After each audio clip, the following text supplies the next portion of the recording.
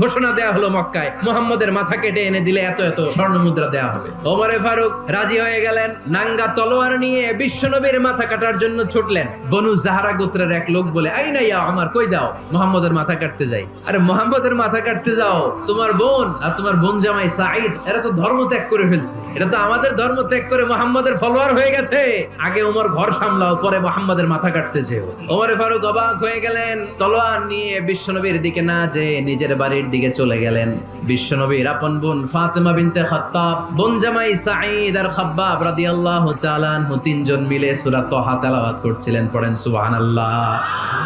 মক্কায় লুকিয়ে লুকিয়ে দাওয়াত হতো। খাব্বাব রাদিয়াল্লাহু তাআলা আনহু একটা চামড়ার ফলকের মধ্যে সূরা তাহার কয়েকটা আয়াত এনে ওমরে ফারুকের বোন আর বোন জামাইকে শিক্ষা দিচ্ছে, ট্রেনিং দিচ্ছে লুকিয়ে লুকিয়ে। ওমরে ফারুক যখন ঘরে চলে আসলেন, এরা তটস্থ হয়ে গেল। সাইয়েদনা খাব্বাব বিছানার তলায় লুকিয়ে গেলেন। ওমরে ফারুক বললেন, দরজা খোলো।